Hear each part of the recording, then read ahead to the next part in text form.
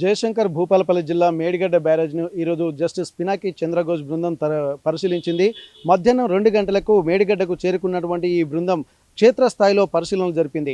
అయితే దీనికి సంబంధించి జ్యుడిషియల్ కమిషన్ చైర్మన్తో పాటు ఇరిగేషన్ అధికారులు కూడా ఈ పరిశీలనలో పాల్గొన్నారు. దీనికి సంబంధించి గతంలోనే రాష్ట్ర ప్రభుత్వం జ్యుడిషియల్ కమిషన్ విచారణకు ఆదేశించినటువంటి నేపథ్యంలో పూర్తిస్థాయి విచారణ చేపట్టాలని ఆదేశించారు. దానిలో భాగంగానే ఈరోజు చేరుకొని అసలు మేడిగడ్డ బ్యారేజ్లో కుంగుబాటుకు కారణాలేంటి, కాళేశ్వరం ప్రాజెక్టులోని 7వ బ్లాక్లోని 19, 20, 21వ పిల్లర్లను కూడా క్షుణ్ణంగా పరిశీలించారు. దీనికి సంబంధించి ఇక్కడ అధికారులతో కూడా నీటిపారుదల శాఖ అధికారులతో కూడా క్షుణ్ణంగా పరిశీలించి దానికి సంబంధించినటువంటి వివరాలను కూడా అడిగి తెలుసుకున్నారు. అది ఎప్పుడు కుంగింది, దీనికి ఎలా కుంగింది, దీనికి సంబంధించినటువంటి కొన్ని వివరాలు కూడా అక్కడ తెలుసుకున్నటువంటి నేపథ్యంలో ఇక్కడ పూర్తి స్థాయి విచారణ కంప్లీట్ చేసుకున్న తర్వాత అక్కడ ఉన్నటువంటి ఇరిగేషన్ అధికారులు అలాగే ఎల్ఎన్టీ అధికారులతో కూడా సమావేశమయ్యారు. ప్రాజెక్టులో నిర్మాణ లోపమా లేకపోతే ఎవరైనా పేల్చారా అన్నటువంటి కోణంలో కూడా గతంలో వార్తలు వస్తున్న నేపథ్యంలో అన్ని కోణాల్లో దీనికి సంబంధించి వివరాలు అడిగి తెలుసుకున్నారు. అనంతరం కాళేశ్వర ముక్తీశ్వర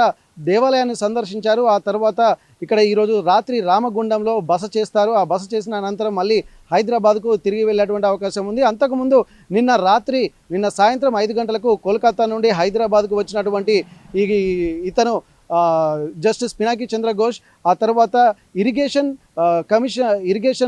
శాఖ కార్యదర్శి అయినటువంటి రాహుల్ బొజ్జాతో పాటు అలాగే ప్రత్యేక అధికారి అయినటువంటి ప్రశాంత్ జీవన్ పాటిల్తో కూడా సమావేశం నిర్వహించి ఆ తర్వాత ఇక్కడికి వచ్చినటువంటి పరిస్థితి. దీనికి సంబంధించి ఒక పూర్తి స్థాయిలో క్షేత్రస్థాయిలో విచారణ చేపట్టిన ఈ అధికారులు కూడా రేపు మే 9వ తారీఖున కూడా మరొకసారి బీఆర్కే భవన్లో సమావేశం అవుతారు. అయితే దీనికి సంబంధించినటువంటి పూర్తి స్థాయి రిపోర్టు కూడా రాష్ట్ర ప్రభుత్వానికి అలాగే ఎవరైతే దీనికి సంబంధించినటువంటి కారణాలు ఏవైతే వీళ్ళు పరిశీలించారో దీనికి సంబంధించినటువంటి నివేదికను కూడా మే 9వ తేదీన పరిశీలించి మరోసారి సమావేశం నిర్వహించిన అనంతరం ప్రభుత్వానికి సమర్పించేటువంటి అవకాశం కనిపిస్తుంది. హన్మకొండ నుండి కెమెరా పర్సన్ రాజుతో వెంకటరత్నం, RTV వరంగల్. నమస్తే అండి.